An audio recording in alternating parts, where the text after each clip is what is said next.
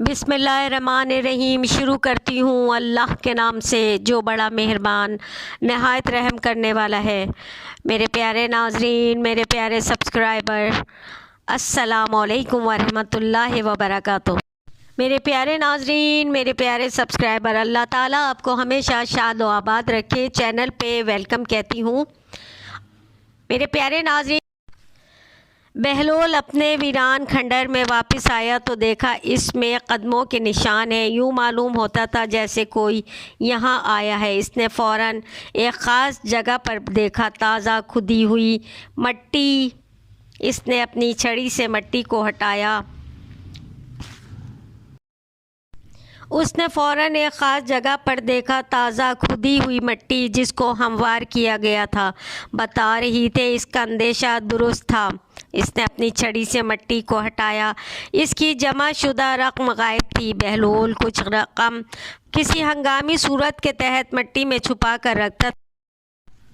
गालबन किसी ने इसको रकम छुपाते हुए ताड़ लिया था, इसीलिए अपनी गुदड़ी उठाई और चल पड़ा। नज़दीक ही वाक़े मोची की दुकान पे पहुंचा और बड़ी खुश तलबी से इसे सलाम किया। आओ आओ बहलोल, कैसे आना हुआ? मोची ने खुशी से पूछा। मैंने सोचा तुमसे मिलाऊं, फिर तुमसे एक काम भी है। बहलोल ने कहा। कैसा काम? मोची ने पूछा। तुम अच्छे इंसान हो, मुझ जैसे दीवाने के साथ भी खुश अखलाक़ी से पेश आते हो। मैं तुमसे एक मशवरा लेना चाहता हूँ। बहलोल ने कहा। ये तुम्हारी मेहरबानी है कि तुम मुझे ऐसा समझते हो, मोची ने खुश होकर कहा। बहलोल ज़रा करीब हुआ और बोला, तुम तो जानते हो कि मैं वीरानों, खंडरों और खाली मकानों ही में रहता हूँ। मैं जहाँ भी रहा वहाँ थोड़ी बहुत रकम अपने बुरे वक्त के लिए बचा कर ज़मीन में दफन कर दी। तुम ज़रा हिसाब लगा कर मुझे बताओ ये रकम कुल कितनी होती है? हाँ हाँ, क्यों नहीं, तुम बताओ, मैं हिसाब कर देता हूँ, मोची ने फराग दिली से कहा। खुदा तुम्हारा भला करे। शहर के मशरक़ी गोशे में जो खंडरात है वहाँ मैंने चंद 100 सिक्के दबा रखे हैं। कब्रिस्तान में तकरीबन 250 सिक्के होंगे और एक मकान के सहन में तो पूरे 500 हैं। हाँ, याद आया, नहर के किनारे भी 50 सिक्के दफन हैं। तो ये सब मिलाकर कुल कितने हुए? बहलोल ने पूछा। अगर ये सिक्के सोने के हैं तो इनकी मालियत 2000 के लगभग ज़रूर है, मोची ने हिसाब लगा कर बताया। बहलोल कुछ देर सोचता रहा, फिर सर उठाकर बोला, यार मैं चाहता हूँ इन सब जगहों से वो तमाम सिक्के निकाल लाऊं और इस वीराने में छुपा दूं। यहाँ आमदोरफ्त कम है। मेरा ख़्याल है ये जगह ज़्यादा महफूज है। ये तो बहुत अच्छा ख़्याल है। तमाम रकम एक जगह रख दो ताकि जब ज़रूरत पड़े तो निकालने में आसानी हो। मोची ने दिल ही दिल में खुश होते हुए मशवरा दिया। बहलोल अपनी छड़ी के सहारे उठा।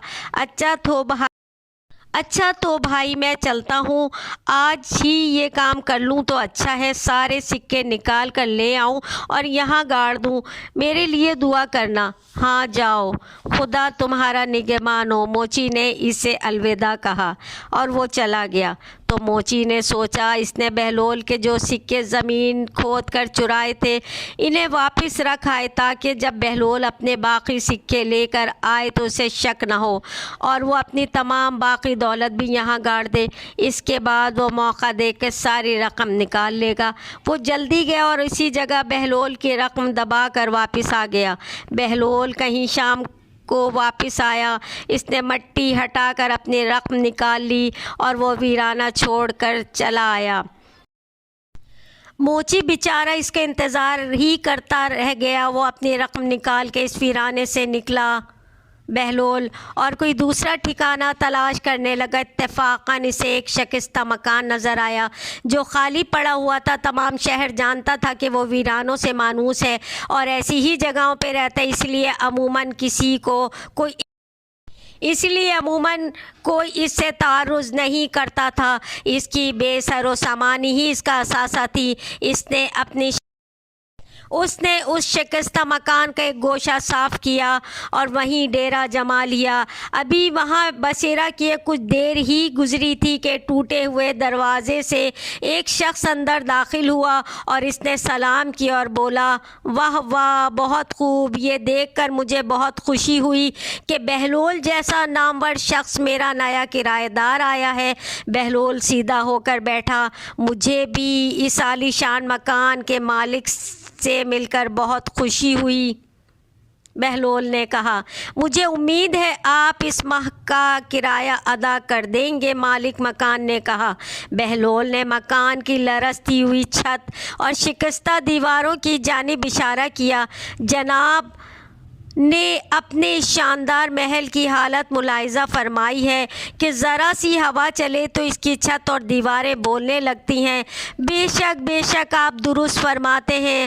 آپ جیسا بزرگ یہ بھی جانتا ہے کہ تمام موجودات عالم خدا کی حمد و ثنا کرتے ہیں، اور جو آوازیں آپ سنتے ہیں اس مکان کی تسبیح کرنے کی صدا ہے۔ وہ بولا۔ بہلول نے اپنا عصا سنبھالا اور فوراً ہی اٹھ کھڑا اور بولا، حضرت، آپ جیسے دانشمند انسان کو یہ تو معلوم ہوگا کہ موجودات حمد و ثنا تسبیح و تہلیل کے بعد موجودات سجدہ بھی کرتے ہیں، اور میں آپ کے اس مکان کے سجدہ کرنے سے پہلے ہی یہاں سے رخصت ہونا چاہتا ہوں۔ اس نے اپنی گدڑی سنبھالی اور مکان سے باہر نکل گیا۔ کہانی نمبر 10۔ خلیفہ نے اپنی بہت سی کوشش کی کہ کسی طرح بہلول کی گرفت کی جا سکے، لیکن اس کی حاضر دماغی، اس کی پرحکمت گفتگو اور عوام کے ساتھ اس کی قربت نے اس کا موقع نہیں دیا، اور اپنے جاسوسوں کو اس نے پیچھے لگائے رکھتا تھا تاکہ اس کی سرگرمیوں سے باخبر رہے۔ کسی وقت سختی سے اس کی باز پرس کرتا، لیکن اکثر مشکل موقعوں پر بہلول ہی کام آتا تھا۔ ایک بار ایک سیاح بغداد میں آیا۔ اس نے گھاٹ گھاٹ کا پانی پیا تھا، ملکوں گھوما تھا۔ جب وہ خلیفہ کے دربار میں حاضر ہوا تو اس نے خلیفہ کے وزیروں اور دانشمندوں سے کچھ سوالات کیے، لیکن کوئی اس کا جواب نہ دے سکا۔ خلیفہ نے اپنے مقربین کی نالائقی پر بہت شرمندہ ہوا۔ سیاح رخصت ہونے لگا تو اپنے وزیروں مشیروں پر برس پڑا، تم سب لوگ میرے لیے باعث تنگ و آر ہو۔ آج اس سیاح نے تمہیں کیسا عاجز کیا، یوں معلوم ہوتا تھا جیسے تم اس کے مقابلے میں طفل مکتب ہو۔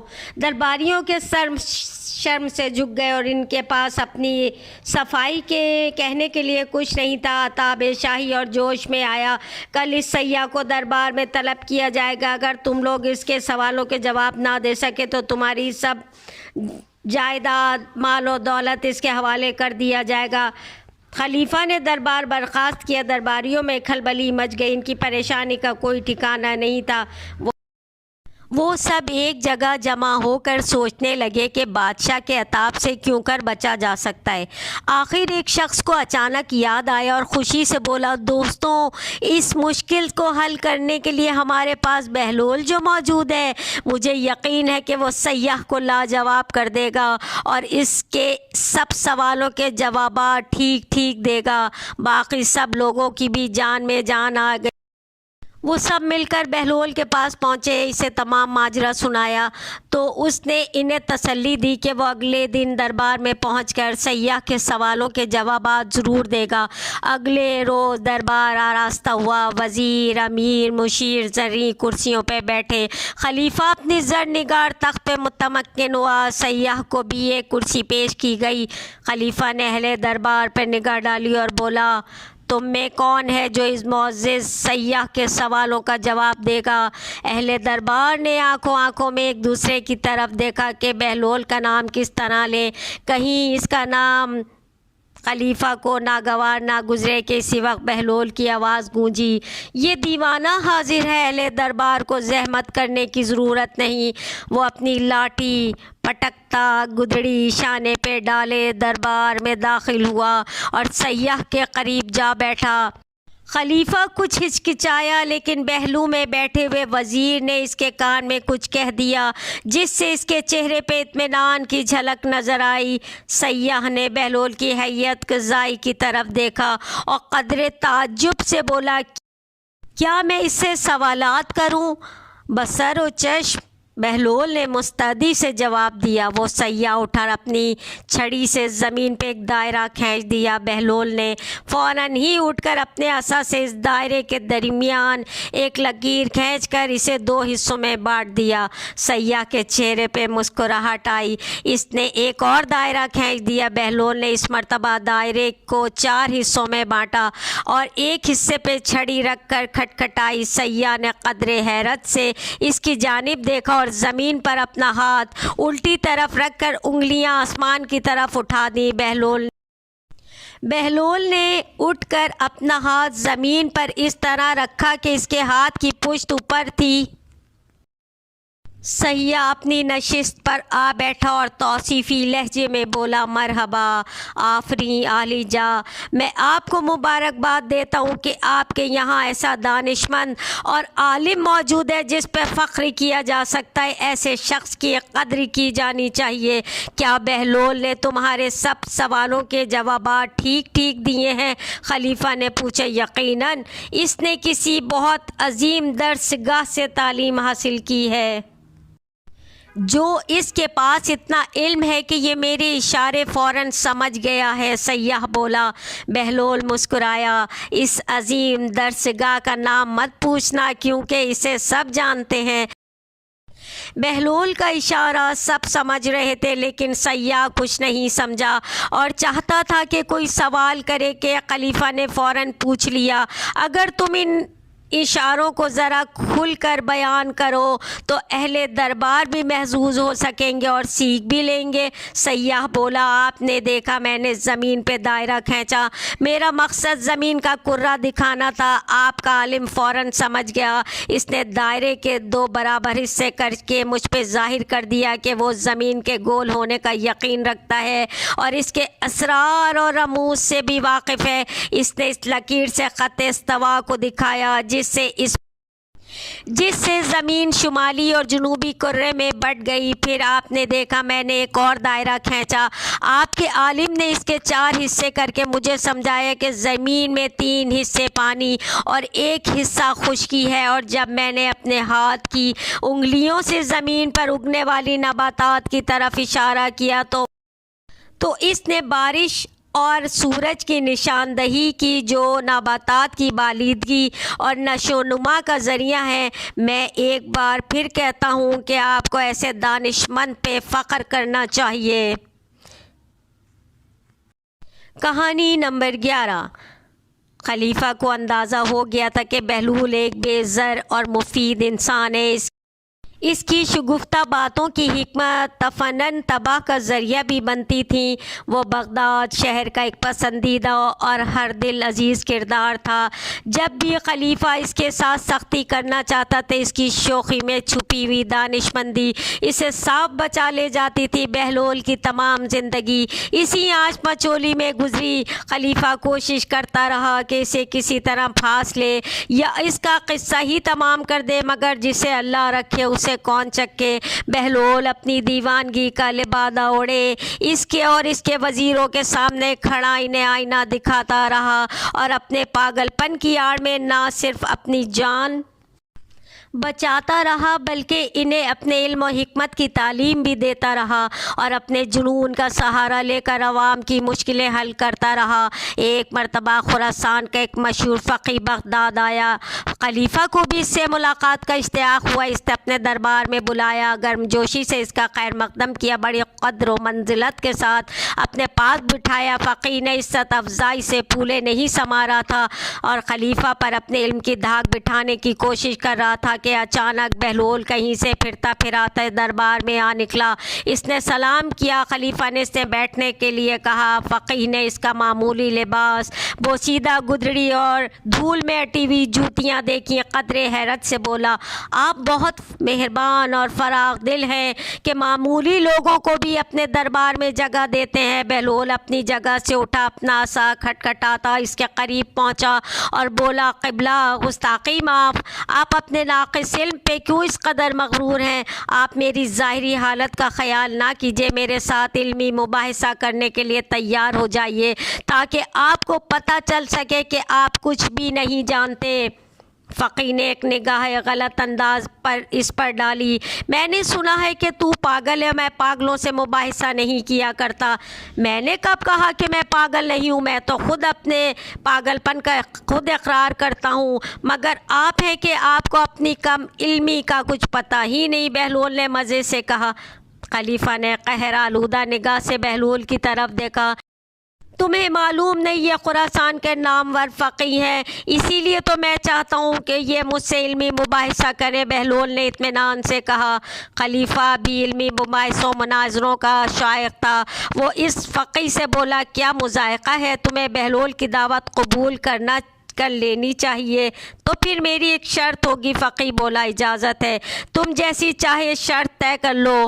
خلیفہ نے اجازت دی۔ فقی بولا، میری شرط یہ ہے کہ میں بہلول سے ایک معمہ پوچھوں گا، اگر اس نے درست جواب دے دیا تو 1000 اشرفیاں دوں گا، اور اگر یہ ناکام رہا تو مجھے 1000 اشرفیاں دینے کا پابند ہوگا۔ بہلول مسکرایا۔ ہم فقیروں کے پاس مال دنیا کہاں؟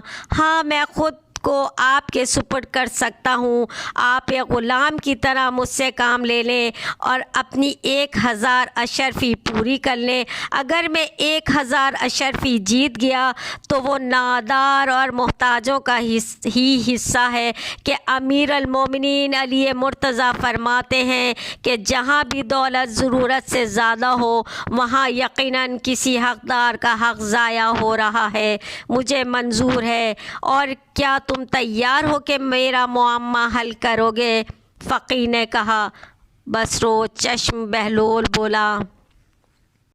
عالی جاں، آپ کی اجازت ہے؟ فقی نے خلیفہ سے پوچھا۔ اجازت ہے، خلیفہ نے شاہانہ تمکنت سے کہا۔ فقی نے اپنا معمہ پیش کیا۔ ایک گھر میں ایک عورت اپنے شرعی شوہر کے ساتھ بیٹھی ہے۔ اسی گھر میں ایک شخص نماز پڑھ رہا ہے اور دوسرا روزے سے ہے۔ اچانک دروازے پہ دستک ہوئی اور ایک ایسا شخص داخل ہوا جس کے آ جانے سے شوہر اور بیوی ایک دوسرے پر حرام ہو گئے۔ نماز پڑھنے والے کی نماز باطل ہو گئی اور روزے دار کا روزہ بھی باطل ہو گیا۔ کیا تم بتا سکتے ہو کہ باہر آنے والا شخص کون ہے؟ دربار میں سناٹا چھا گیا۔ لوگ ایک دوسرے کا منہ تکنے لگے۔ بہلول نے برجستہ کہا، گھر میں داخل ہونے والا شخص اس عورت کا پہلا شوہر ہے جو سفر پہ گیا ہوا، جس کے بارے میں یہ خبر ملی کہ وہ دوران سفر انتقال کر گئے۔ اس عورت نے اس حاکم شرع کی اجازت سے اس مرد سے عقد کر لیا جو اس کے برابر میں بیٹھا ہوا تھا۔ انہوں نے 2 اشخاص کی اجرت دی تھی کہ وہ مرحوم شوہر کی قضا نمازیں ادا کریں اور روزے رکھیں۔ اسی اثنا میں پہلا شوہر سفر سے واپس آ گیا، کیونکہ اس کی موت کی خبر غلط تھی۔ چنانچہ اس کے آتے ہی دوسرا شوہر اس عورت پر حرام ہو گیا اور ان دونوں اشخاص کی نمازیں اور روزہ باطل ہو گئے جو شوہر کو مردہ سمجھ کے اس کے لیے پڑھی اور رکھے جا رہے تھے۔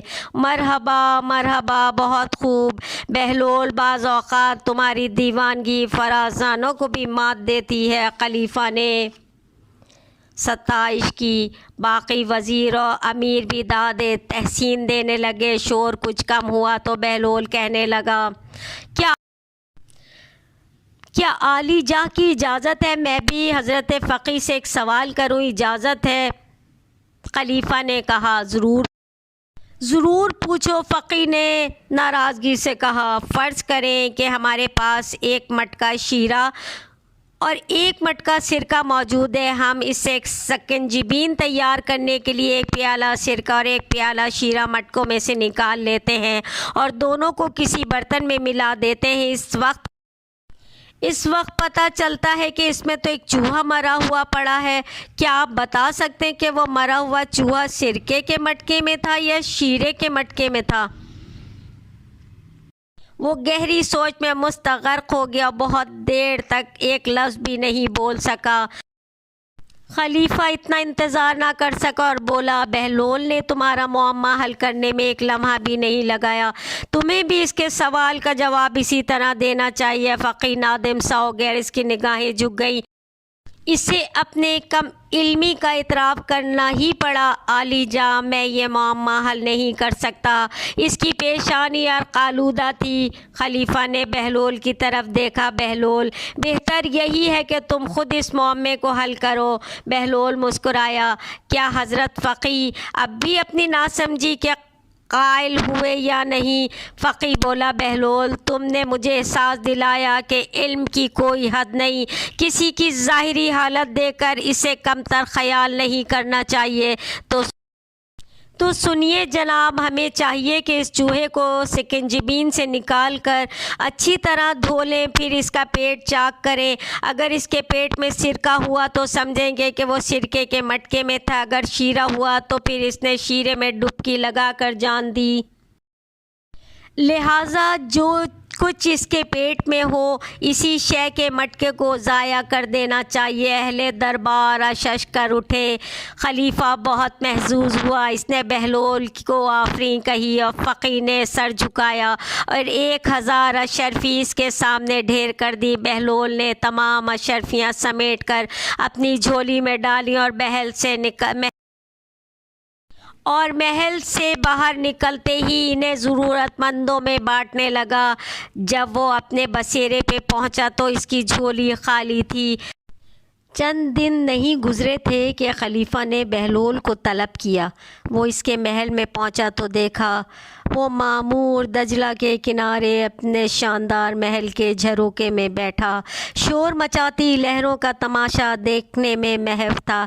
بہلول کو دیکھتے ہی وہ ترنگ میں بولا، بہلول، اس روز تو نے اس بیچارے فقیہ کا ناطقہ بند کر دیا تھا۔ اتفاقاً تیرا داؤ لگ گیا تھا اور وہ احمق بھی تیرا گاؤدی نکلا، مگر آج میں تجھے عاجز کر کے رہوں گا اور اس جھروکے میں سے تجھے دجلے میں پھینکواؤں گا اور تو خود اس طرح دجلے کی موجوں میں غوطہ کھائے گا جس طرح تیرے معمے میں چوہا شیرے اور سرکے کے مٹکے میں ڈبکیاں لگاتا رہا تھا۔ اور اگر میں نے معمہ بوجھ لیا تو، بہلول نے کہا، تو پھر 1000 اشرفیاں انعام میں ملیں گی۔ اس نے بڑی شان سے کہا، جناب عالی، مجھے اشرفیوں کی قطعاً کوئی ضرورت نہیں، ہاں مگر میری ایک شرط ہے، اگر وہ منظور ہو تو۔ کوئی اور بات بھی ہے؟ بہلول بولا، بیان کرو۔ خلیفہ نے حکم دیا، اگر میں نے معمے کا صحیح جواب دیا تو اس کے بدلے میں 100 قیدیوں کو رہا کرنا ہوگا، مگر وہ جن کے نام میں بتاؤں گا۔ بہلول نے اپنی شرط پیش کی۔ خلیفہ ہنسا، یہ بات کی ہے، مگر مجھے منظور ہے۔ پہلے تم معمہ بوجھ لو۔ دیکھو، تمہیں غوطے دلانے کے لیے دجلہ کی موجیں کتنی بے قرار ہیں۔ موجوں کی بے قراری وہی سمجھ سکتے ہیں جو دریاؤں کا رخ موڑنے کی طاقت رکھتے ہیں۔ آپ اپنا معمہ پوچھیں، بہلول نے کڑے لہجے میں کہا۔ خلیفہ گویا ہوا، تو سنو، اگر کسی شخص کے پاس ایک بکری، ایک بھیڑیا اور گھاس کا گٹھا ہے اور وہ یہ چاہتا ہے کہ دریا پار کر لے، تو اسے کیا طریقہ اختیار کرنا چاہیے کہ نہ بکری گھاس کو کھائے اور نہ بھیڑیا بکری کو؟ بہلول نے ایک لمحے نہیں سوچا اور برجستہ کہا، اس شخص کو چاہیے کہ بھیڑیا اور گھاس کو کنارے پر چھوڑ دے اور بکری کو دریا کے پار لے جائے، پھر واپس آ کے گھاس لے جائے اور گھاس کو اس کنارے پر چھوڑ دے، لیکن بکری کو واپس لے آئے۔ اب بکری کو تو اس کنارے پہ چھوڑ دے لیکن بھیڑیے کو پار لے جائے، واپس آ کر وہ بکری کو لے جا سکتا ہے۔ اس طرح نہ بکری گھاس کھائے گی اور نہ بھیڑیا بکری کو کھا سکے گا۔ خلیفہ حیران ہوا، بہت خوب بہلول، آج تو ستارے تمہارے حق میں ہیں۔ ستارے ناحق کچھ بھی نہیں کرتے کیونکہ وہ تو حق کو پہچانتے ہیں۔ اب عالی جاہ بھی میرے حق کو پہچانے اور اپنا وعدہ پورا کریں۔ بہلول نے جرأت سے کہا، درست ہے، مجھے اپنا وعدہ یاد ہے۔ تم منشی کو ان قیدیوں کے نام لکھوا دو اور داروغہ زندان کو دے دو تاکہ ان قیدیوں کو رہا کر دے۔ خلیفہ نے فراخ دلی سے کہا۔ بہلول نے ان اشخاص کے نام لکھوائے اور چلا آیا۔ خلیفہ نے ایک مقرب نے دوسرے دن وہ فہرست دکھائی جو بہلول نے لکھوائی تھی اور بولا حضور نے بہلول کے ساتھ کچھ زیادہ ہی فیاضی کا ثبوت دیا ہے، اگر آپ اس فہرست کو ایک مرتبہ ملاحظہ فرما لیں تو بہت مناسب ہوگا۔ خلیفہ نے فہرست دیکھی اور بولا او بہلول تو کیسا غضب کا شریر اور فسادی ہے، سب تو ان لوگوں کے نام ہیں جنہیں جرم میں قید کیا گیا، یہ لوگ تو امام کے دوستدار ہیں۔ عالی جاں میں بھی اس فہرست کو دیکھ کے کھٹک گیا تھا، اسی لیے میں نے یہی مناسب سمجھا کہ حضور اس پر ایک نگاہ ڈال لیں، یہ سب کے سب مجرم ہیں۔ مقرب نے کہا مگر ہم وعدہ کر چکے ہیں، ایسا نہ ہو کہ دیوانہ ہمیں بدنام کرے۔ خلیفہ نے فکر مندی سے کہا اس میں پریشان ہونے کی ضرورت نہیں، حضور 10 آدمیوں کی رہائی کا حکم صادر فرمائے جن کا جرم ذرا کم سنگین ہو، صفر ہم 7 خود بڑھا لیں گے۔ مقرب نے ہوشیاری سے کہا۔ خلیفہ مسکرایا، اس دیوانے کے ساتھ یہی ہونا چاہیے۔ میرے پیارے ناظرین، میرے پیارے سبسکرائبر، بہلول کی کہانی کا آج ہم یہیں اختتام کرتے ہیں، پھر اگلی قسط میں بہلول سے ملاقات کیجیے گا۔ اگر آپ کو یہ ویڈیو پسند آئی ہے تو اس کو زیادہ سے زیادہ لائک کیجیے، زیادہ سے زیادہ شیئر کیجیے اپنے دوستوں میں، اپنے فیملی فرینڈس میں، اور زیادہ سے زیادہ چینل کو سبسکرائب کیجیے فاطمہ کا کچن ولاگ مکبینگ کو، اور تاکہ آپ کو اچھی سے اچھی انفارمیٹو، موٹیویشنل اور ایجوکیشنل ویڈیوز ملتی رہیں اور آپ محظوظ ہو سکیں۔ تو پھر انشاءاللہ اگلی قسط میں ملتے ہیں۔ اپنا خیال رکھیے اس وقت، اپنے ماں باپ کا، اپنے بہن بھائیوں کا، اپنی بیوی کا، اپنے بچوں کا، اور اپنے سے جڑے ہر رشتے کا جو آپ کی طرف محبت اور خلوص سے دیکھتے ہیں۔